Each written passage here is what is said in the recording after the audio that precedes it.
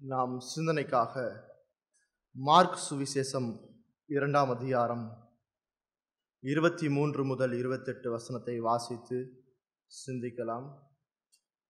காலை ஆராதனையிலே நாம் தொடர்ச்சியாக மார்க் சுவிசேஷத்தை சிந்தித்து வந்தோம். அதனுடைய தொடர்ச்சி இப்பொழுது நாம் மாலை ஆராதனையிலே தொடர்ச்சியாக இந்த மார்க் சுவிசேஷத்தை நாம் சிந்திக்க இருக்கிறோம். மார்க் சுவிசேஷம் 2ஆம் அதிகாரம் 23 முதல் 28 வசனங்களை வாசித்து சிந்திக்கலாம். பின்பு அவர் ஓய்வு நாளில் பயிர் வழியே போனார். அவருடைய சீசர்கள் கூட நடந்து போகையில் கதிர்களை கொய்ய தொடங்கினார்கள். பரிசேயர் அவரை நோக்கி, இதோ ஓய்வு நாளில் செய்யத்தகாததை இவர்கள் ஏன் செய்கிறார்கள் என்றார்கள். அதற்கு அவர், தாவீதுக்கு உண்டான ஆபத்தில் தானும் தன்னோடு இருந்தவர்களும் பசியாக இருக்கும்போது அவன் அபியத்தார் என்னும் பிரதான ஆசாரியன் காலத்தில் செய்ததை நீங்கள் ஒரு காலம் வாசிக்கவில்லையா? அவன் தேவனுடைய வீட்டில் பிரவேசித்து ஆசாரியர் தவிர வேறு ஒருவரும் புசிக்கத்தகாத தெய்வ சமூகத்து அப்பங்களை தானும் புசித்து தன்னோடு இருந்தவர்களுக்கும் கொடுத்தானே என்றார். பின்பு அவர்களை நோக்கி, மனுஷன் ஓய்வு நாளுக்காக உண்டாக்கப்படவில்லை, ஓய்வு நாள் மனுஷனுக்காக உண்டாக்கப்பட்டது. ஆகையால் மனுஷகுமாரன் ஓய்வு நாளுக்கும் ஆண்டவராயிருக்கிறார் என்றார் என்பதை நாம் தொடர்ச்சியாக மார்க் சுவிசேஷத்திலிருந்து வாரந்தோறும் சிந்தித்து கொண்டு வந்தோம். மார்க் சுவிசேஷத்தில் மார்க்கு இயேசு கிறிஸ்து தேவனுடைய குமாரன் என்பதை தொடர்ச்சியாக ஒவ்வொரு நிகழ்வின் மூலமாகவும் நிரூபித்து வருகிறார் என்று பார்க்கிறோம். இயேசு தன்னுடைய ஆரம்பகால ஊழியத்தை கலிலேயாவில் இருக்கிற கப்பர்நகூமில் செய்து வருகிறார். அதான் நம்ம மார்க் சுவிசேஷம் 1ஆம் அதிகாரம் முழுவதுமாக பார்க்கிறோம்.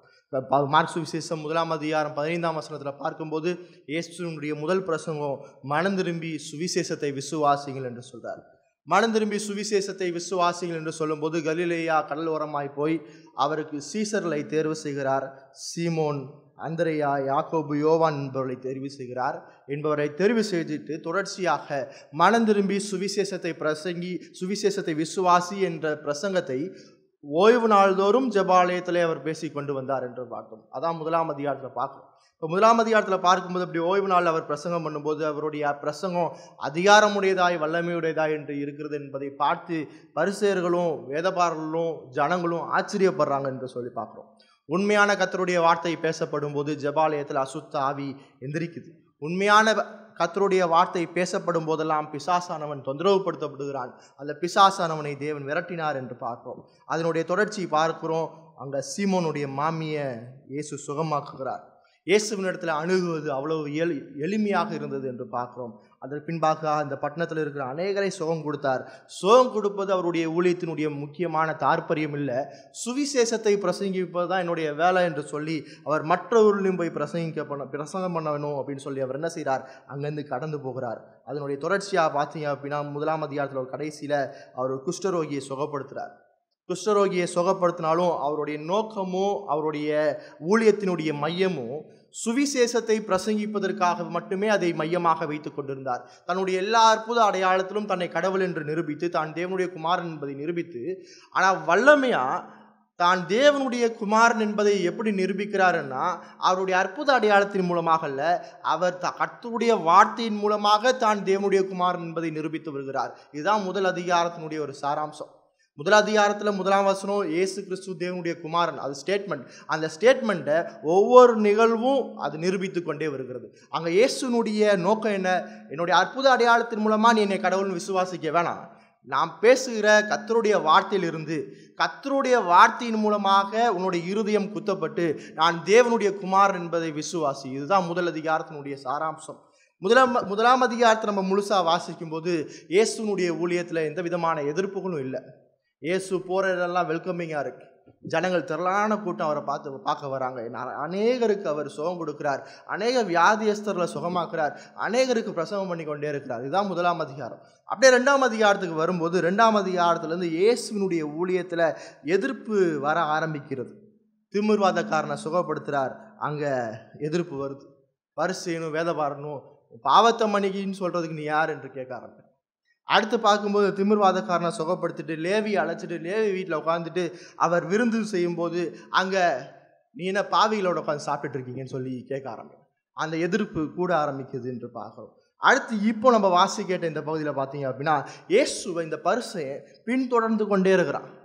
இயேசு என்ன செய்கிறார், இவர் மேல் என்ன குற்றம் சுமத்தலாம் என்பதை தொடர்ச்சியாக பின்தொடர்ந்து கொண்டே இருக்கிறார். இதோடைய கிளைமேக்ஸ் எங்கே இருக்குது அப்படின்னு பார்த்தீங்கன்னா 3ஆம் அதிகாரம் 6ஆம் வசனத்தில் உடனே பரிசேயன் புறப்பட்டு போய் அவரை கொலை செய்யும்படி அவருக்கு விரோதமாக என்ன செய்யலாம், ஆலோசனை பண்ணலாம். அந்த எதிர்ப்பு தொடர்ச்சியாக இயேசுனுடைய ஊழியத்தில் வருகிற எதிர்ப்பு எங்கே போய் நிற்குதுன்னா, இவரை கொலை செய்யணும் அப்படின்னு போய் நிற்குது. அதில் பார்க்கும்போது முக்கியமாக இந்த வாசிக்கேட்ட 1ஆம் அதிகாரத்தில் 2ஆம் அதிகாரத்தில் 23லேருந்து 28ஆம் வசனம் வரைக்கும் அங்கே தேவனுக்கு வந்த எதிர்ப்பு, அது கேள்வி மிக முக்கியமான சத்தியத்தை நமக்கு போதிக்கிறதாக இருக்கிறது. புதிய ஏற்பாட்டில் 5 முறை இயேசு ஓய்வு நாளுடைய சட்டத்தை மீறினார் என்ற ஒரு குற்றச்சாட்டு எழுகிறது. ஒரு முறை இயேசுவினுடைய சீசர்கள் ஓய்வு நாளினுடைய சட்டத்தை மீறினார்கள் என்ற குற்றச்சாட்டு எழுகிறது. இயேசுவினுடைய சீசர்கள் ஓய்வு நாளினுடைய கட்டளைகளை மீறினார்கள் என்று எழுந்த இடம் நம்ம வாசி கேட்ட இந்த பகுதி. இந்த நாளினுடைய பிரசங்கத்தில் இந்த 23லேருந்து 28 வசனத்தினுடைய விளக்கத்தை பார்க்க போகிறோம். அடுத்த வாரத்தில் இந்த வசனத்தினுடைய நடைமுறை காரியத்தை நம்ம படிக்க இருக்கிறோம். முதலாவது வாசி கேட்ட பதினுடைய அந்த விளக்கங்கள், அந்த போதனை என்ன? 23ஆம் வசனம் சொல்லுது, பின்பு அவர் ஓய்வு நாளில் பயிர் வழியே போனார். அவருடைய சீசர்கள் கூட நடந்து போகையில் கதிர்களை கொய்ய தொடங்கினார்கள். இயேசுவும் மற்ற சீசர்களும் என்ன செய்ய, இயேசுவும் அவருடைய சீசர்களுடைய செயல்பாடு என்ன, இயேசுவும் அவருடைய சீசர்கள் என்ன செய்து கொண்டிருக்கிறாங்க அப்படின்னு பார்க்கும்போது, இயேசுவும் அவருடைய சீசர்களும் ஓய்வு நாளில் பயிர் வழியே நடந்து போனார்கள். அப்படி நடந்து போகும்போது அங்கே பார்க்குறோம், அவருடைய சீசர்கள் கூட நடந்து போகையில் கதிர்களை கொய்ய தொடங்கினார்கள். அது ஒரு கோதுமை வயல். அந்த கோதுமை வயல் வழியாக அவங்க நடந்து போகும்போது சீசர்கள் என்ன செஞ்சாங்க அப்படின்னா, அது கையில் எடுத்து சாப்பிட ஆரம்பித்தாங்க. அதான் லூக்கா 6ஆம் அதிகாரத்தை திருப்பிட்டீங்க அப்படின்னா 1ஆம் வசனம் சொல்லுது. லூக்கா 6ஆம் அதிகாரம் 1ஆம் வசனம், பஸ்கா பண்டிகையின் 2ஆம் நாளைக்கு பின் வந்த 1ஆம் ஓய்வு நாளிலே அவர் பயிர் வழியே நடந்து போகையில் அவருடைய சீசர்கள் கதிர்களை கொய்து கைகளால் நிமிட்டி தின்றார்கள் என்று சொல்றோம். இதே சம்பவம் தான் இப்போ வாசி கேட்ட அதே தான் லூக்கா 6ஆம் அதிகாரத்தில் சொல்லப்படுகிறது. இப்போ இயேசுவும் அவருடைய சீசர்களும் அங்கே திருடலை, அங்கே வயலில் போய் திருடி சாப்பிடல. உபாகமம் 23ஆம் அதிகாரத்தை திருப்பிக் கொள்ளுங்கள். உபாகமம் 23ஆம் அதிகாரம் 25ஆம் வசனத்தில் நியாயப்பிரமாணம் என்ன சொல்லுது என்று பார்க்கும்போது, உபாகமம் 23ஆம் அதிகாரம் 25ஆம் வசனத்தில், பிறனுடைய விளைச்சலில் பிரவேசித்தால் உன் கைகளால் கதிர்களை கொய்யலாம், நீ அந்த விளைச்சலில் அறிவாளால் இடலாகாது. நீ என்ன செய்யலாம், உன் கையால் எடுத்து சாப்பிடலாம், ஆனால் அறிவால் எடுத்து என்ன செய்யக்கூடாது, வெட்டக்கூடாது என்று சொல்கிறார். இங்கே இந்த சீசர்களும் இயேசுவும் அதை திருடலை, அவங்க கையில் எடுத்து சாப்பிடுவதற்கு நியாயப்பிரமாணமும் என்ன செய்திருக்கு அப்படின்னா இடம் கொடுத்துருக்கிறது. இப்போ இதான் இயேசுவும் அவருடைய சீசர்கள் செய்த செயல். ஓய்வு நாளில் பயிர் வழியாக போகிறாங்க, சீசர்கள் கையில் எடுத்தது என்ன செய்கிறாங்க, சாப்பிட்றாங்க. 24ஆம் வசனத்தை பாருங்கள். பரிசேயர் அவரை நோக்கி, இதோ ஓய்வு நாளில் செய்யத்தகாததை இவர்கள் ஏன் செய்கிறார்கள் என்று கேட்டார்கள். இப்போ பரிசேயர்கள் இடத்துலேருந்து வந்த அடுத்த எதிர்ப்பு, இப்போ திமிர்வாதக்காரன் இடத்துல பார்க்கும்போது இவனை மன்னிக்கிறதுக்கு நீர் யார் என்று கேட்டான். அடுத்து லேவியினுடைய வீட்டில் உட்காந்து அவர் சாப்பிட்டு கொண்டு இருக்கும்போது பாவிகளோட ஏன் உட்காந்து சாப்பிட்டு கொண்டு இருக்கீங்கன்னு கேட்குறாரு. அடுத்து இங்கே ஓய்வு நாளில் இந்த சீசர்கள் சாப்பிடும்போது பரிசேயர்கள் இடத்துலேருந்து வந்த கடுமையான எதிர்ப்பு, தொடர்ச்சியாக அவரை ஃபாலோ பண்ணிட்டே இருக்கிறாங்க, தொடர்ச்சியாக அவர் என்ன செய்கிறார் என்பதை பின்தொடர்ந்துட்டே இருக்கிறாங்க. அங்கே சொல்லும்போது, உங்களுடைய சீசர்கள் ஓய்வு நாளில் செய்யத்தகாததை ஏன் செய்கிறார்கள்? இங்கே அவருடைய தொனி எப்படி இருக்குது அப்படின்னா, இயேசு மீதும் அவருடைய சீசர்கள் மீதும் மிகுந்த கோபத்தோடு காணப்படுது. 2ஆம் அதிகாரம் முழுசுமா இயேசுவை பின்தொடர்ந்து இவர் மேலே குற்றம் சுமத்தலாம் என்பது தான் அவர்களுடைய நோக்கம். அவர் மீது ஏதாச்சும் குற்றம் சுமத்தும்படிக்கு அவர்களை வகை தேடி கொண்டிருக்கிறாங்க. இயேசுவை தொடர்ச்சியாக பின்தொடர்ந்துட்டு இருக்கிறாங்க. இயேசுவின் சீசர்கள் சாப்பிடுவதை பார்த்தோன்னே இயேசுவிடம் வந்து, இந்த சீசர்கள் கதிர்களை கொய்து தின்கிறார்களே, நீர் அதை பார்த்து கொண்டு இருக்கீங்களே, ஏன் ஒன்றும் சொல்லாமல் இருக்கீங்கன்னு கேட்குறான். அவன் உங்களுடைய சீசர்கள் தான், உங்களுக்கு பின்னாடி தான் நடந்து வந்து கொண்டிருக்கிறான், அவன் செய்கிறத நீங்கள் ஏன் பார்க்கல? அதான் அவனுடைய கேள்வி. அவர்கள் சொல்வது என்ன அப்படின்னா, ஓய்வு நாளினுடைய கட்டளைக்கு விரோதமாக ஓய்வு நாளுடைய கட்டளையை மீறுறாங்களே, நீங்கள் ஏன் ஒன்றும் சொல்லாமல் இருக்கீங்க? கட்டளையை மீறும் போது நீங்கள் ஏன் அமைதியாக இருக்கிறீங்க?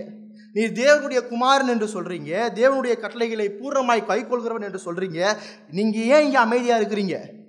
நீங்கள் ஏன் இந்த இடத்துல உங்களுடைய சீசர்களை அதட்ட மாட்டீங்க? இதுதான் அவனுடைய கேள்வி.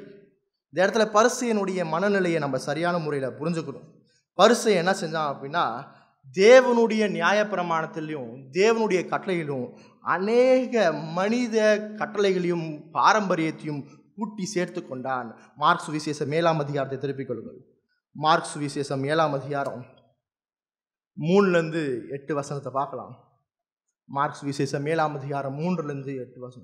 ஏனெனில் பரிசேயர் முதலிய யூதர் அனைவரும் முன்னோர்களின் பாரம்பரியத்தை கைக்கொண்டு அடிக்கடி கை கழுவினால் ஒழிய சாப்பிட மாட்டார்கள். கடையிலிருந்து வரும்போது ஸ்நானம் பண்ணாமல் சாப்பிட மாட்டார்கள். அப்படியே செம்புகளையும் கிண்ணங்களையும் செப்பு கூடங்களையும் மனைகளையும் கழுவுகிறதும் அல்லாமல் வேறு அநேக ஆசாரங்களையும் கை கொண்டு வருவார்கள். அப்பொழுது அந்த பரிசேயரும் வேதபாரரும் அவரை நோக்கி, உம்முடைய சீசர்கள் முன்னோர்களின் பாரம்பரியத்தை மீறி ஏன் கை கழுவாமல் சாப்பிடுகிறார்கள் என்று கேட்டார்கள்.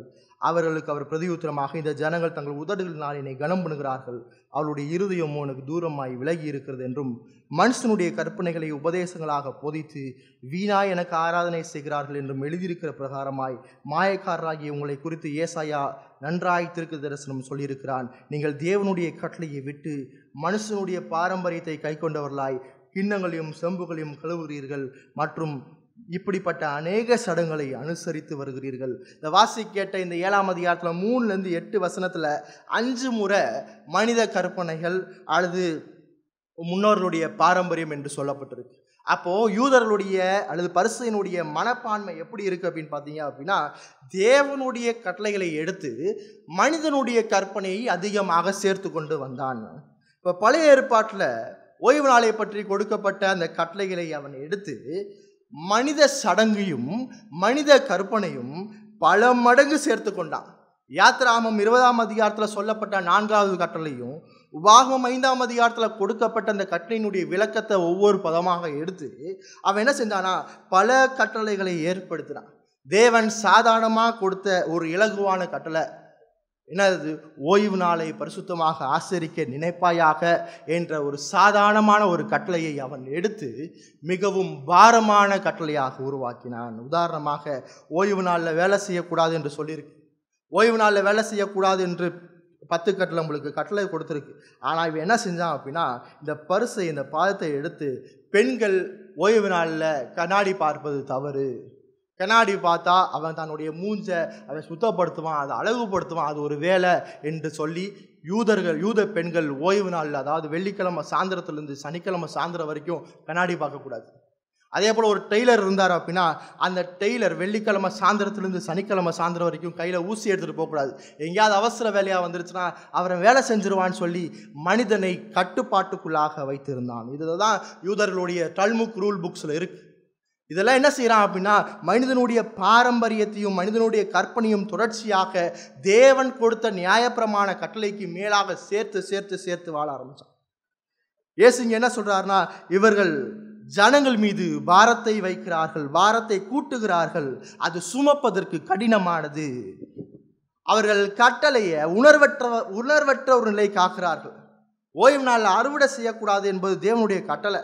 ஆனால் இங்கே என்ன செய்கிறாங்க அப்படின்னு பார்த்தீங்கன்னா, வாசி கேட்ட பகுதியில் எடுத்து கையில் எடுத்து ஒரு ஸ்நாக்ஸ் மாதிரி தான் சாப்பிட்டான். அவனுடைய மனநிலையை பாருங்கள். அங்கே 24ஆம் வசனம் சொல்லுது, இதோ ஓய்வு நாளில் செய்யத்தகாததை இவர்கள் ஏன் செய்கிறார்கள்? தேவனுடைய கட்டளையை வெளிப்புறமாக மாற்றி உணர்வற்ற நிலைக்கு கொண்டு வந்துட்டான். உண்மையாக பசியாக இருந்தாலும் பரவாயில்ல, நீ சாப்பிடக்கூடாது. இதுதான் அவனுடைய எண்ணம். பரிசேயனுடைய எண்ணம் என்னென்னா, உனக்கு உண்மையான பசியாக இருந்தாலும் நீ வயல்வெளியாக போனேன்னா நீ சாப்பிடக்கூடாது, நீ அமைதியாக தான் இருக்கணும். இதுதான் மனிதன் ஏற்படுத்திய கட்டளை. பழைய ஏற்பாட்டில் தேவனுடைய நியாயப்பிரமாணத்தை நீங்கள் முழுவதுமாக வாசித்து பார்த்தாலும், யாத்திராகமத்தை நீங்கள் வாசித்து பார்த்தாலும், உபாகமத்தில் அதில் கொடுக்கப்பட்ட விளக்கத்தை நீங்கள் முழுவதுமாக வாசித்து பார்த்தாலும், பசியாக இருக்கிற மனிதன் சாப்பிடுவது, ஓய்வு நாளில் பசியாக இருக்கிற மனிதன் சாப்பிடுவது பாவம் என்று ஒரு இடத்துலையும் நீங்கள் பார்க்க முடியாது. இப்போ இந்த பரிசை என்ன செய்கிறான் அப்படின்னு பார்த்தீங்கன்னா, தேவனுக்கு கொடுத்த ஒரு சாதாரண கட்டளையை அது ஒவ்வொரு பதமாக எடுத்து பிரித்து பிரித்து பிரித்து அது பாரமான கட்டளையை மாற்றிட்டான். தேவனுடைய பார்வையில் பாவமாக கருதப்படாத விஷயத்தை மனிதன் பாவமாக மாற்றினான், மோசமான பாவமாக. அதுதான் 24ஆம் வசனத்தில் அந்த செய்யத்தகாததை என்ற வார்த்தையை விளக்கப்படுத்துகிறது. யாருமே செய்யக்கூடாது, அவன் எடுத்து சாப்பிடக்கூடாது, அது மிக மோசமான பாவம் என்று அவன் மனுஷ பாரம்பரியத்தை மேலாக தூக்கி பிடிக்கிறான் என்றார். இதற்கு இயேசுவினுடைய பதில் 2 விதமாக இருக்கு. முதலாவது, இந்த கேள்விக்கான உடனடியான பதில் 25ஆம் வசனத்தை பாருங்கள். 25ஆம் வசனம், 26ஆம் வசனம். அதற்கு அவர் தாவீதுக்கு உண்டான ஆபத்தில் தானும் தன்னோடு இருந்தவர்களும் பசியாக இருக்கும்போது அவன் அபியத்தார் என்னும் பிரதான ஆசாரியன் காலத்தில் செய்ததை நீங்கள் ஒரு காலம் வாசிக்கவில்லையா? அவன் தேவனுடைய வீட்டில் பிரவேசித்து ஆசாரியர் தவிர வேறு ஒருவரும் புசிக்கத்தகாத தேவ சமூகத்து அப்பங்களை தானும் புசித்து தன்னோடு இருந்தவர்களுக்கும் கொடுத்தானே. இப்போ இயேசுனுடைய இந்த கேள்விக்கான நேரடியான பதில் என்ன அப்படின்னா, நியாயப்பிரமாணத்தினுடைய வல்லுநர்கள் என்று சொல்றீங்களே பரிசேயர்களே, பழைய ஏற்பாட்டில் தாவீது என்ன செய்தான் என்பதை நீங்கள் வாசிருக்கீங்களா? தாவீதும் அவனோடு இருந்தவர்களும் அவர்கள் பசியா இருக்கும்போது என்ன செய்தார்கள் என்று நீங்கள் ஒருபோதாவது வாசித்திருக்கீங்களா? அபியத்தார் என்னும் பிரதான ஆசாரியனுடைய காலத்துல தேவ சமூகத்து அப்பத்தை தானும் சாப்பிட்டு, ஒருவரும் சாப்பிடக்கூடாத தேவ சமூகத்து அப்பத்தை தானும் சாப்பிட்டு தன்னோடு இருந்தவர்களுக்கும் கொடுத்ததை நீங்க வாசிக்கவில்லையான்னு கேட்கிறார். இயேசு இங்க என்ன செய்யறார் அப்படின்னு பார்த்தீங்க அப்படின்னா, அவர்களை பழைய ஏற்பாட்டுக்கு திருப்பி தாவீதினுடைய வாழ்க்கையில் நடந்த நிகழ்வை சுட்டி காட்டுகிறார். இந்த நிகழ்வு எங்க நடந்துச்சு அப்படின்னு பார்த்தீங்கன்னா, 1 சாமுவேல் 21ஆம் அதிகாரம் முதல் 6 வசனங்களை திருப்பிக் கொள்ளுங்கள். 1 சாமுவேல் 21ஆம் அதிகாரம் முதல் 6 வசனத்தை நம்ம வாசிக்கலாம். பழைய ஏற்பாட்டில் 370வது பக்கம் 1 சாமுவேல் 21ஆம் அதிகாரம் முதல் 6 வசனம். தாவீது நோபாலில் இருக்கிற ஆசாரனாகி அகிமலேக்கு இடத்தில் போனான். அகிமலேக்கு நடுக்கத்தோடே தாவீதுக்கு எதிர்கொண்டு போய், ஒருவரும் மோடே கூட வராமல் நீர் ஒண்டியாய் வருகிறது என்ன என்று அவரை கேட்டான். தாவீது ஆசாரனாகி அகிமலேக்கை பார்த்து, ராஜா எனக்கு ஒரு காரியத்தை கட்டளையிட்டு, நான் உன்னை அனுப்பின காரியமும் உனக்கு கட்டளையிட்டதும் இன்னதென்று ஒருவருக்கும் அறியாதிருக்க வேண்டும் என்று என்னோடே சொன்னார். இன்ன இடத்துக்கு வர வேண்டும் என்று சேவகருக்கு சொல்லியிருக்கிறேன். இப்பொழுதும் உம்முடைய கையில் இருக்கிறது என்ன? 5 அப்பமாகிலும் என்னவாகிலும் இருக்கிறதை என் கையில் கொடும் என்றான். ஆசாரியன் தாவீதுக்கு பிரதியுத்தரமாக, பரிசுத்த அப்பம் இருக்கிறதே ஒழிய சாதாரண அப்பம் என் கையில் இல்லை. வாலிபர் ஸ்திரீகளோடு மாத்திரம் சேராதிருந்தால் கொடுப்பேன் என்றார். தாவீது ஆசாரியனுக்கு பிரதியுத்தரமாக, நான் புழுப்படுறதுக்கு முன்னேற்றும் முந்தானாலும் ஸ்திரீகள் எங்களுக்கு விளக்கமாய் இருந்தார்கள். வாலிபர்களும் அசம்பிகளுக்கும் சுத்தமாய் இருக்கிறது. இன்றைய தினம் வேற அப்பம் பாத்திரத்தில் பிரதிஷ்டை பண்ணப்பட்டதினால் இது சாதாரண அப்பமாயிற்றே என்றான். அப்பொழுது கர்த்தருடைய சந்நிதியில் எடுக்கப்பட்ட சமூகத்து அப்பங்களை தவிர வேறு அப்பங்கள் அங்கு இராதபடியால் ஆசாரியன் அவனுக்கு பரிசுத்த அப்பத்தை கொடுத்தான். அவைகள் எடுக்கப்பட்ட நாளிலே அதற்கு பதிலாக சூடான அப்பம் வைக்கப்படும். அப்படியே நீங்கள் லேவியராகமம் 24ஆம் அதிகாரத்தை திருப்பிக் கொள்ளும். லேவியராகமம் 24ஆம் அதிகாரம் 8ஆம் வசனத்தில் பார்க்கும்போது, பழைய ஏற்பாட்டில் 188வது பக்கம், லேவியராகமம் 24ஆம் அதிகாரம் 8ஆம் வசனம், அப்பத்தை நித்திய உடன்படிக்கையாகி இஸ்ரவேல் புத்திரர் கையிலே வாங்கி ஓய்வு நாள் தோறும் கர்த்தருடைய சந்தியில் அடுக்கி வைக்க கடவன். ஓய்வு நாள் தோறும் என்ன செய்வாங்க அப்படின்னு பார்த்தீங்கன்னா, தேவனுடைய சமூகத்தில் அப்பத்தை சுட்டு, அதான் நம்ம 5ஆம் வசனத்துலேருந்து 9ஆம் வசனம் வரைக்கும் பார்க்கும்போது, அப்பத்தை சுட்டு என்ன செய்யணும் அப்படின்னா, 6 அப்பத்தை சுட்டு என்ன செய்யணும்னா தேவனுடைய சமூகத்தில் அடுக்கி வைக்க வேண்டும். அது ஓய்வு நாள் தோறும் அடுக்கி வைக்க வேண்டும். இப்போ வாசி கேட்ட 1 சாமுவேல் 21ஆம் அதிகாரத்தில் பார்த்தீங்க அப்படின்னா, இயேசு இந்த நிகழ்வை குறிப்பிடுகிறார். என்ன குறிப்பிடுகிறார்னா, தாவீது சவுலை விட்டு தப்பி ஓடும்போது தேவனுடைய ஸ்தலத்தில் வைக்கப்பட்டிருந்த ஓய்வு நாளுக்காக ஏற்படுத்தப்பட்டிருந்த அப்பத்தை தானும் சாப்பிட்டான், தன்னோடு இருந்தவர்களுக்கும் கொடுத்தான். ஓய்வு நாள் தோறும் என்ன செய்வாங்கன்னா, தேவனுடைய சமூகத்தில் 12 அப்பம் என்ன செய்வாங்க அப்படின்னா தேவனுடைய சந்நிதியில் வைப்பாங்க. அது பரிசுத்தம் உள்ளது. வாசி கேட்ட லேவியராகமம் 24ஆம் அதிகாரம் 9ஆம் வசனத்தில் பார்த்தீங்கன்னா, அந்த அப்பத்தை பிரதான ஆசாரியனும் அந்த ஆசாரிய கூட்டம் மட்டும்தான் சாப்பிடணும். அந்த அப்பத்தை வேற யாரும் சாப்பிடக்கூடாது. அந்த அப்பம் சாதாரண மக்களுக்கானது கிடையாது. அது பிரதான ஆசாரியனுக்கான அப்பம். அந்த அப்பத்தை அவன் தாவீது கேட்குறான். அந்த அப்பத்தை எனக்கு சாப்பிடத்தான்னு சொல்லி கேட்குறான். இங்க அதுதான் இங்க இயேசு மேற்கோள் காட்டுகிறார்.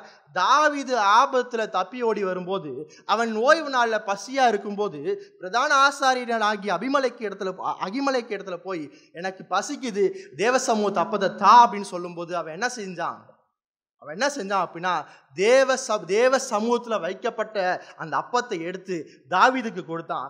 தாவீதும் சாப்பிட்டான். தாவீது கூட இருந்த வாலிபர்களும் சாப்பிட்டார்கள். ஏன்னா நம்ம பார்க்கிறோம் 1 சாமுவேல் 21ஆம் அதிகாரம் 6ஆம் வசனத்தில் பார்க்கும்போது, அவைகள் எடுக்கப்படுகிற நாளில் அதற்கு பதிலாக சூடான அப்பம் வைக்கப்படும். அது ஓய்வு நாளில் தேவனுடைய சந்நிதியிலே தேவனுக்காக வைக்கப்பட்ட அப்பத்தை எடுத்து தாவீதுக்கு கொடுத்தான். மறுபடியும் சூடான அப்பம் என்ன செய்யப்பட்டது? அங்கே வைக்கப்பட்டது. ஓய்வு நாள் என்ன நடக்குது அப்படின்னு பார்க்கும்போது, தாவீது பசியோடு வரான். அதே போல இயேசு சொல்றாரு, என்னுடைய சீசரும் பசியோடு இருக்கிறான். தாவீது ஆசாரியனை பார்த்து தேவ சமூகத்தை அப்பத்தை தா என்று கேட்டான். ஆசாரியர்கள் மட்டும் சாப்பிடுகிற அந்த பரிசுத்த அப்பத்தை தான் என்று கேட்கிறான். ஆசாரியன் சடங்கு சட்டத்தின்படி வாலிபர்லாம் சுத்தமாக இருக்கிறானான்னு கேட்ட பின்பாக அவன் சுத்தமாக இருக்கிறான்னு சொன்னோன்னே தாவீதுக்கும் அவன் கூட இருந்த வாலிபர்களுக்கும் அந்த ஆசாரியன் மட்டுமே சாப்பிடுகிற அந்த அப்பங்கள் கொடுக்கப்பட்டது. இது சாப்பிட்டு முடிச்ச பின்பாக 21ஆம் அதிகாரத்திலேயோ அதாவது தொடர்ந்து வருகிற பகுதியிலோ தாவீது சாப்பிட்டது பாவம் என்று ஆசாரியனாலும் தீர்க்கதரிசியினாலும் தேவனாலும் ஒரு இடத்திலும் பாவம் என்று சுட்டி காட்டப்படவில்லை. தேவன் ஏற்படுத்தின அந்த நியாயப்பிரமாணம், தேவன் கொடுத்த கட்டளையை இங்கே தாவீது தேவனுடைய சமூகத்து அப்பத்தை எடுத்து சாப்பிட்றான். சாப்பிட்ட பின்பாக அங்கே என்ன நடக்குதுன்னு பார்த்தீங்கன்னா, அந்த 21ஆம் அதிகாரத்தை 22ஆம் அதிகாரத்தை முழு வாழ்க்கையை அவன் படித்து பாருங்க. இந்த சம்பவத்தை சுட்டி காட்டி நீ செஞ்சது பாவம்னு சொல்லவே இல்லை. தெய்வீக பராமரிப்பில் அவளுடைய தேவைகள் பூர்த்தி செய்யப்பட்டது. அப்பத்தை யார் சாப்பிடணும் என்று கட்டளை கொடுத்தது? ஆசாரியனா தேவனா? கட்டளை கொடுப்பது பரிசேயனா தேவனா? இந்த ரெண்டு இன்சிடென்ட் நீங்க கம்பேர் பண்ணி பாருங்க. 1 சாமுவேல் 21 அதிகாரம் முதல் 6 வசனமும், மார்க்ஸ் விசேஷம் 23ஆம் அதிகாரம் 2ஆம் அதிகாரம் 23ஆம் வசனத்திலிருந்து 28ஆம் வசனத்திலையும் அந்த இன்சிடென்ட் ஒண்ணுதான். கட்டளை இருக்கு, சாப்பிடக்கூடாது என்ற கட்டளை. இங்க என்ன செய்யறான்? மனுஷனுடைய தேவைக்காக தேவனுடைய தெய்வீக பராமரிப்பில் அவர்களுடைய தேவை பூர்த்தி செய்யப்படுகிறது. லேவியராகமம் 24ஆம் அதிகாரத்தில் 24ஆம் அதிகாரம் 5 முதல் 9 வசனத்தை பார்த்தீங்கன்னா, இந்த கட்டளையை கொடுத்தது யார்? இந்த கட்டளையை உண்டாக்குனது பரிசேயனா? இந்த கட்டளையை உண்டாக்குனது பிரதான ஆசிரியனா? இல்லை. லேவியராகமத்தில் பார்க்கும்போது பிரதான ஆசரிப்பு கூடாரத்தில் அந்த கட்டளைகளை கொடுத்தது கர்த்தர். இதே தான் தாவீதும் அவனுடைய மனிதர்களும் பசியா இருக்கும்போது சாப்பிட்டாங்க. தேவன் இதை அனுமதித்தார். தேவனுக்கு தெரியும் மனுஷ வாழ்க்கை முக்கியம், மனுஷனுடைய நன்மை முக்கியம்னு தெரியும். இயேசு கிறிஸ்து கட்டளைகளை பெருசா பார்க்கல, மனித வாழ்க்கையும் மனிதனுடைய நன்மையும் மிக மேன்மையாக பார்த்தார். இங்க பரிசேயனுடைய நிலைப்பாடு என்ன? பரிசேயனுடைய நிலைப்பாடு என்ன? நீ இதை சட்டத்தை ஃபாலோ பண்ணு, உனக்கு பசிச்சாலும் பரவாயில்ல, உனக்கு என்ன ஆனாலும் பரவாயில்ல, ஓய்வு நாள் சட்டத்தை நீ மீறிட்ட கொலை செய்யப்பட வேண்டும். இயேசு எப்படி பார்க்கிறார்? தேவன் எப்படி பார்க்கிறார்? பழைய ஏற்பாட்டில் தேவன் எப்படி பார்த்தார்? பழைய ஏற்பாட்டில் தேவன் எப்படி பார்த்தார்னா, அந்த அந்த அந்த தேவை உண்மையாக இருக்கிற பட்சத்தில், அங்கே அவனுடைய நிலைப்பாடு உண்மையாக இருக்கிற பட்சத்தில் தேவன் இதை அனுமதித்தார் என்று பார்க்கிறார். அவர் தாவீதினுடைய வாழ்க்கையில் அக்கறை உள்ளவராய், தாவீது கூட இருந்த மனிதனுடைய வாழ்க்கையில் அக்கறை உள்ள தேவனாய், கருசனை உள்ள தேவனாய் இருந்தார். இங்கே இயேசு தான் சொல்றார், தாவீதும் அவனுடைய மனிதர்களும் தேவ சமூகத்தை அப்பத்தை சாப்பிட்டது சரினா, என்னுடைய சீசர்களும் கதிர்களை கொய்து தின்றதும் சரி. இதான் அவருடைய ஆர்கியூமெண்ட். மார்க்ஸ் விசேஷம் 2ஆம் அதிகாரத்தில் வாசிங்க, மறுபடியும் அந்த பகுதியை எடுத்துக்கிட்டீங்க அப்படின்னா, அங்கே தான் சொல்றார் 2ஆம் அதிகாரம் 25ஆம் வசனத்தில், தாவீதுக்கு உண்டான ஆபத்தில் அவன் சவுலை விட்டு தப்பித்து ஓடி வரும்போது, தானும் தன்னோடு இருந்தவர்களும் பசியா இருக்கும்போது, அவன் அபியத்தார் என்னும் பிரதான ஆசாரியன் காலத்தில் செய்ததை நீங்கள் ஒரு காலம் வாசிக்கவில்லையா? அவன் தேவனுடைய வீட்டில் பிரவேசித்து ஆசாரியன் தவிர வேறு ஒருவரும் புசிக்காத தேவ சமூகத்து அப்பங்களை தானும் புசித்தான், தன்னோடு இருந்தவர்களுக்கும் கொடுத்தானே. இது எங்கேயாவது பாவம் என்று கருதப்பட்டிருக்குதா? அப்போ இது சரி அப்படின்னா, என்னுடைய சீசர்கள் இப்பொழுது கொய்து சாப்பிட்டதும் சரிதான். இதுதான் இயேசுனுடைய அந்த வாதம். மனித நன்மைக்காக தேவன் தன்னுடைய சுய சட்டத்தை நிறுத்துகிறார். இதை சொல்லிட்டு அப்படியே நிப்பாட்டாம இன்னும் ஆழமான விளக்கத்தை கொடுக்கிறார். 27ஆம் வசனத்திலிருந்து 28ஆம் வசனத்தை பார்க்கலாம். பின்பு அவர்களை நோக்கி, மனுஷன் ஓய்வு நாளுக்காக உண்டாக்கப்படவில்லை, ஓய்வு நாள் மனுஷனுக்காக உண்டாக்கப்பட்டது. ஆகையால் மனுஷகுமாரன் ஓய்வு நாளுக்கும் ஆண்டவராயிருக்கிறார் என்றார். ஓய்வு நாளினுடைய தன்மையை சரியாக புரிந்து கொள் என்று சொல்கிறார். பரிசேயனை பார்த்து சொல்றார், நீ ஓய்வு நாள் எதற்காக கொடுக்கப்பட்டது, ஓய்வு நாள் எதற்கானது, அந்த ஓய்வு நாளினுடைய தன்மையை சரியாக புரிந்து கொள் என்று சொல்லுகிறார். அதான் 27ஆம் வசனம் சொல்லுது. இயேசு அவர்களை பார்த்து என்ன சொல்றாரா, மனுஷன் ஓய்வு நாளுக்காக உண்டாக்கப்படவில்லை, ஓய்வு நாள் மனுஷனுக்காக உண்டாக்கப்பட்டது. இந்த வசனம் பைபிளில் மார்க்ஸ் விசேஷத்தில் மட்டும்தான் இருக்கு. இந்த ஓய்வு நாளை பற்றி, தேவன் ஓய்வு நாளை உண்டாக்கினார் என்ற புதிய ஏற்பாட்டில் ஓய்வு நாள் மனுஷனுக்கானது என்பது இந்த மார்க்ஸ் விசேஷத்தில் மட்டும்தான் இருக்கு. அப்போ இங்கே பார்த்தீங்கன்னா, இந்த வசனத்தில் ஓய்வு நாள் மனுஷனுக்காக உண்டாக்கப்பட்டது, இந்த உண்டாக்கப்பட்டது என்ற வார்த்தை தெய்வீக படைப்பின் செயல்பாடை குறிக்கிறது. இதுதான் நம்ம யோவான் 1 அதிகாரத்தை திருப்பிட்டீங்க அப்படின்னா, யோவான் சுவிசேஷம் 1 அதிகாரம் 3 பாருங்க, சகலமும் அவர் மூலமாய் உண்டாயிற்று, உண்டானதொன்றும் அவராலே அல்லாமல் உண்டாகவில்லை. படைப்பை குறிக்கிறது. மறுபடியும் 10 அவர் உலகத்தில் இருந்தார், உலகம் அவர் மூலமாய் உண்டாயிற்று. இந்த உண்டாயிற்று என்ற வார்த்தை படைப்பின் செயல்பாடை குறிக்கிறது. அதே போல எபிரேயர் 1 அதிகாரத்தை திருப்பிக்கோங்க. எபிரேயர் 11 அதிகாரத்தை திருப்பிக்கோங்க. 11 அதிகாரம் 3 எபிரேயர் 11:3, விசுவாசத்தினாலே நாம் உலகங்கள் தேவனுடைய வார்த்தையினால் உண்டாக்கப்பட்டது என்ற வார்த்தை எதை குறிக்குது அப்படின்னா, படைப்பின் செயல்பாட்டை குறிக்கிறது. இப்போ இங்கே இயேசு என்ன சொல்றாரு அப்படின்னா, மனிதனுக்காக உண்டாக்கப்பட்டது தான் ஓய்வு நாள். பரிசேயனே கொஞ்சம் யோசி. ஓய்வு நாள் என்று சொல்லும்போது நீ எதை யோசிக்கிற? நீ மனுஷனை பற்றியும் அவனுடைய நல்வாழ்வை பற்றியும் யோசிப்பது இல்லை. நீ மனுஷனை பற்றி யோசிச்சிருந்தனா என்னுடைய சீசர்கள் இந்த கதிர்களை சாப்பிட்டது பாவம் என்று சொல்லியிருக்க மாட்டேன். இத்தனைக்கு அவன் விருந்து போல சாப்பிடல, ஒரு ஸ்நாக்ஸ் தான் சாப்பிட்றான். பரிசேயனே, உன்னுடைய நோக்கம் எல்லாம் மனிதன் ஏற்படுத்தின கட்டளைகள் மீது தான் இருக்குது. ஏன் அப்படி இருக்குதுன்னா, நீ ஓய்வு நாளினுடைய தன்மையை சரியாக புரிந்து கொள்ளாததினால், ஓய்வு நாளினுடைய நோக்கத்தை சரியாக புரிந்து கொள்ளாததினால் நீ இந்த கட்டளையை செய்யலை என்று குறை சொல்லி கொண்டிருக்கிறாய் என்று இயேசு இங்கே சொல்லுகிறார். நீ புரிந்து கொள்ள வேண்டியது என்ன அப்படின்னா, ஓய்வு நாள் மனுஷனுக்கானது. ஓய்வு நாள் மனிதனின் நன்மைக்கானது. ஓய்வு நாள் என்பது மனிதனுக்கு தேவனால் கொடுக்கப்பட்ட ஈவு. அதாங்க இயேசு சொல்றார். பரிசேயனை பார்த்து, தன்னோடு இருந்த சீசர்களை பார்த்து சொல்றார், ஓய்வு நாள் மனுஷனுக்காக கொடுக்கப்பட்ட ஈவு. மனிதன் ஓய்வு நாளுக்காக உண்டாக்கப்படவில்லை. மனிதன் படைக்கப்பட்ட பின்புதான் ஓய்வு நாள் கொடுக்கப்படுகிறது. மனிதனுக்கு முன் ஓய்வு நாள் கொடுக்கப்படவில்லை என்று சொல்றார். ஓய்வு நாளை படைத்து அதற்கேற்றார் போல் மனுஷனை உண்டாக்கல. அதான் 27 முன்பகுதி. மனுஷன் ஓய்வு நாளுக்காக உண்டாக்கப்படலை. ஓய்வு நாளை கடவுள் படைச்சிட்டு அதுக்கு ஏற்றார் போல் மனுஷனை தேவன் படைக்கல.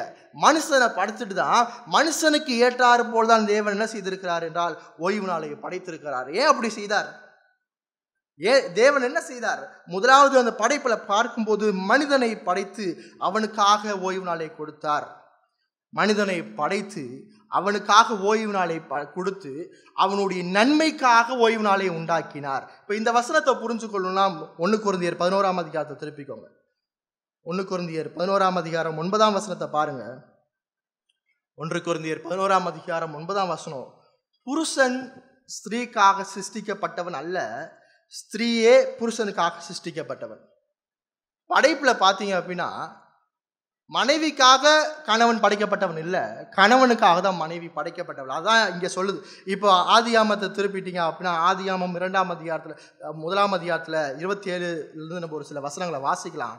ஆதியாமம் 1 அதிகாரம் 27 சில வசனங்களை நம்ம வாசிக்கலாம். தேவன் தம்முடைய சாயலாக மனுஷனை சிருஷ்டித்தார், அவனை தேவ சாயலாகவே சிருஷ்டித்தார், ஆணும் பெண்ணுமாக அவர்களை சிருஷ்டித்தார். அடுத்து 31 பாருங்க, அப்பொழுது தேவன் தாம் உண்டாக்கின எல்லாவற்றையும் பார்த்தார், அது மிகவும் நன்றாக இருந்தது. சாயங்காலமும் விடியற்காலமும் ஆகி 6ஆம் நாள் ஆயிற்று. 6வது நாளில் தேவன் மனுஷனை ஆணும் பெண்ணுமாக சிருஷ்டித்தார். அதுக்கப்புறம் 2 அதிகாரத்தில் 2 3 பார்க்கும்போது தேவன் தாம் செய்த தம்முடைய கிரியைகள் 7ஆம் நாளிலே நிறைவேற்றி தாம் உண்டாக்கின தம்முடைய கிரியைகள் எல்லாம் முடிந்த பின்பு 7ஆம் நாளில் ஓய்ந்திருந்தார். தேவன் தாம் சிருஷ்டித்தது உண்டு பண்ணின தம்முடைய கிரியைகள் எல்லாம் முடிந்த பின்பு அதிலே ஓய்ந்திருந்தபடியால் தேவன் 7ஆம் நாளை ஆசீர்வதித்து அதை பரிசுத்தமாக்கினார்.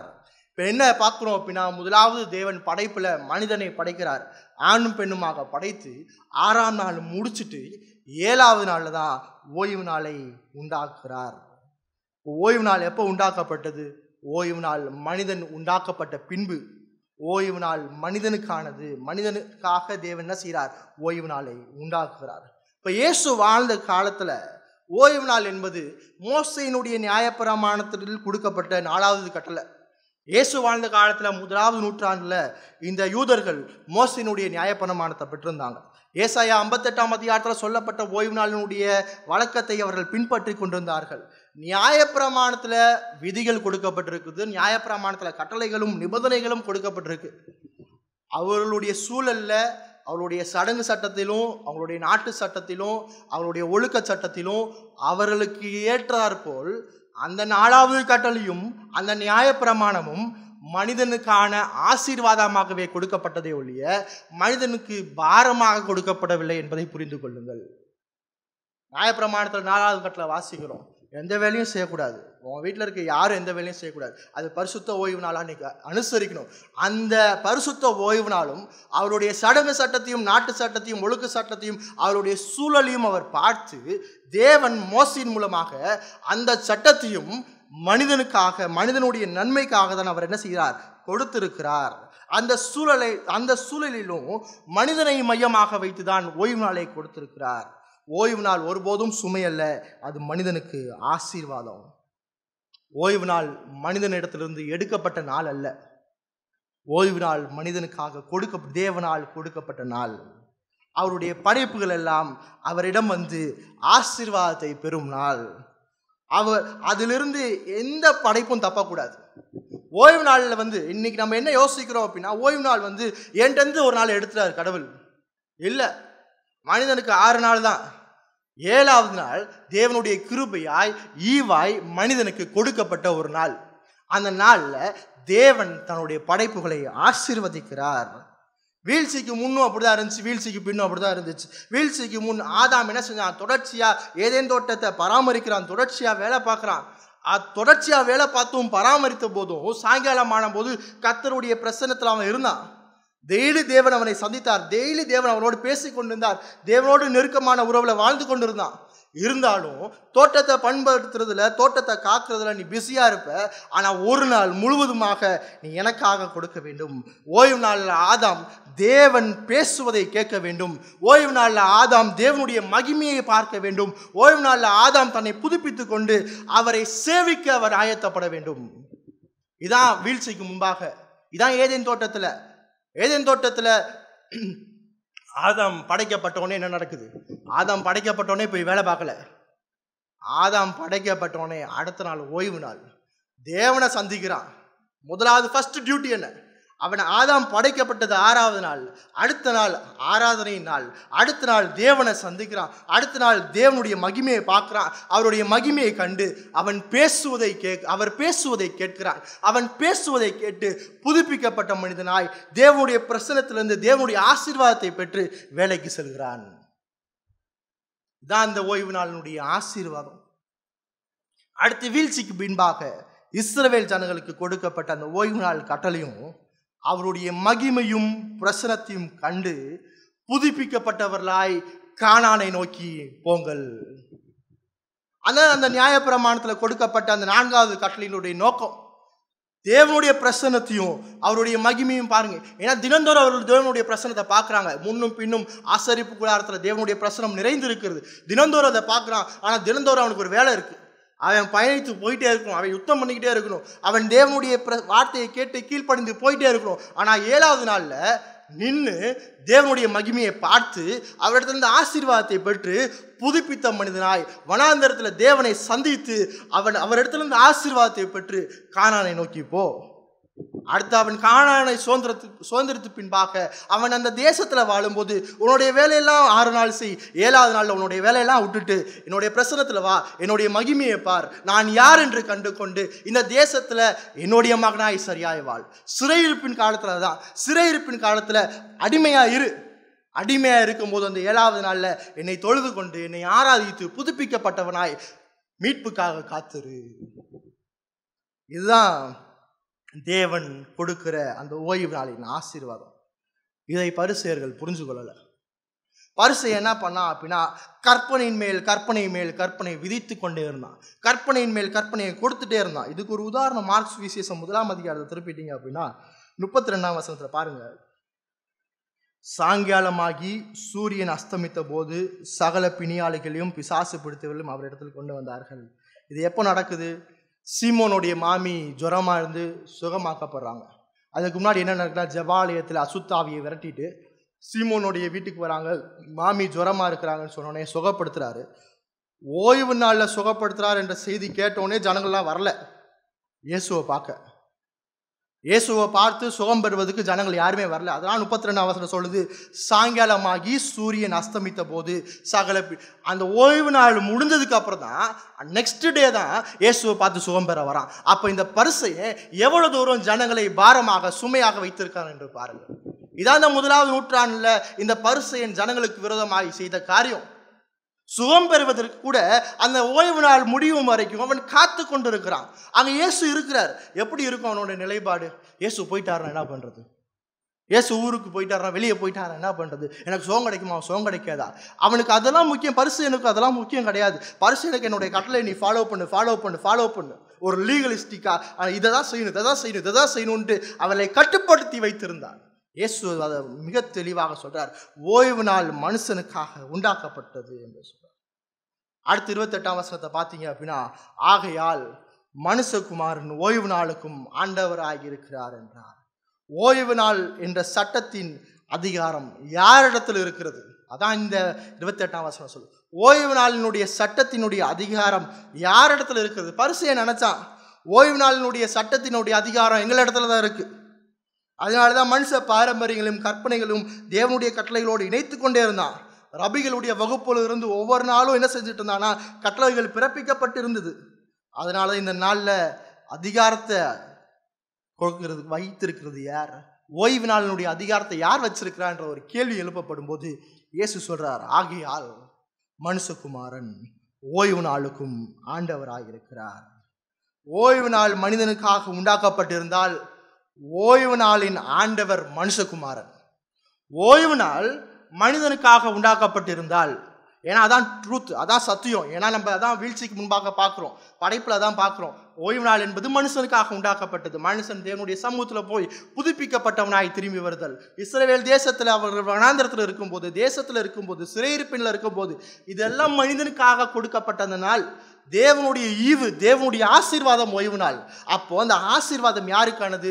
அது ஓய்வு நாளுக்கானதல்ல, அது மனுஷனுக்கானது. அப்ப மனுஷனுக்கானது அந்த ஓய்வு நாள். அப்படின்னா அந்த ஓய்வு நாளுடைய அதிகாரத்தை பெற்று இருப்பவர் மனுஷகுமாரன் என்று சொல்றோம். இப்போ மனுஷகுமாரன் அப்படின்னா யாரு?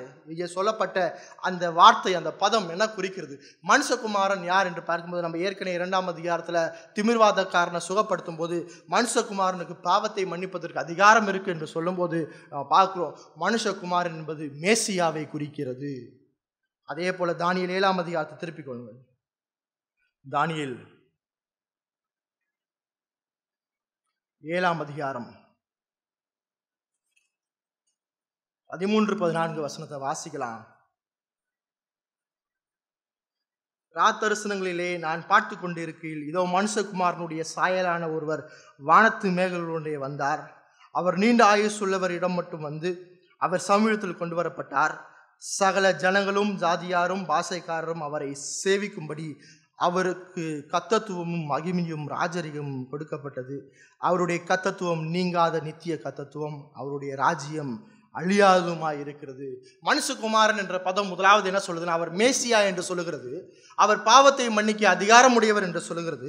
தானியேல் 7ஆம் அதிகாரம் 13-14 வசனம் என்ன சொல்லுது அப்படின்னா, அவர் தான் சர்வ அதிகாரத்தையும் பெற்றிருக்கிறவர்.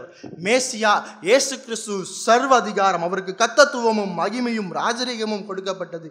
அவருடைய கத்தத்துவம் நீங்காத நித்திய கத்தத்துவம், அவருடைய ராஜ்யம் அழியாதுமாய் இருக்கிறது. இப்ப மனுஷகுமார் என்று பார்க்கும்போது அவர் மனிதன் மீது சர்வ அதிகாரம் உடையவர். அவருடைய அதிகாரத்தை எந்த மனுஷனாலும் எடுக்க முடியாது. அவருடைய ராஜ்யம் அழியாத ராஜ்யம், அந்த ராஜ்யம் நித்தியமான ராஜ்யம். மனுஷகுமாரன் மனிதன் மீது அதிகாரம் உடையவராய் இருக்கிறார் என்றால், மனிதனுக்கு கொடுக்கப்பட்ட ஆசீர்வாதத்தின் மீதும் அவர் அதிகாரம் உடையவராய் இருக்கிறார். மனிதனுக்கு மனுஷகுமாரன் ஆண்டவர் என்றால், அவர் கொடுத்த நாளுக்கும் அவர்தான் ஆண்டவர். அவரிடம் மட்டும்தான் முழு அதிகாரமும் இருக்கு. ஓய்வு நாளில் என்ன செய்யணும் என்ன செய்யக்கூடாதுன்னு மனுஷன் ஏற்படுத்தக்கூடாது. ஓய்வு நாளில் என்ன செய்யணும் என்ன செய்யக்கூடாது என்ற சட்டத்தை விதிக்கும் அதிகாரம் முழுவதும் ஆண்டவராகிய இயேசு கிறிஸ்துவிடம் மட்டுமே உள்ளது. அதனால சொல்றார், ஆகையால் மனுஷகுமாரன். நான் யாரு தெரியுமா? அங்க பரிசேயன் கேட்கிறார், நீ என்ன பார்த்து கேட்கிற அவன் சாப்பிட்றது தப்புன்னு சொல்லி. நான் யார் உனக்கு தெரியுமா? நான் தான் இந்த நாளை உண்டாக்கி, நான் தான் இந்த நாளை பரிசுத்தப்படுத்தி, நான் தான் இந்த நாளுக்குடைய ஆண்டவராக இருக்கிறேன். இந்த சட்டத்தை கொடுத்தது நான் என்று சொல்கிறார். அவர் தன்னுடைய அதிகாரத்தை சொல்றார். மார்க் சுவிசேஷம் தொடர்ச்சி என்ன சொல்றது? இந்த இயேசு கிறிஸ்து கடவுள் என்று நிரூபிக்கிறது. இந்த கடவுள் மனிதனுக்கு கட்டளையை கொடுத்து அந்த கட்டளைகளில் அதிகாரமுடைய தேவனாய் இருக்கிறார். நான் கடவுள் என்பதை அவர் நிரூபிக்கிறார்.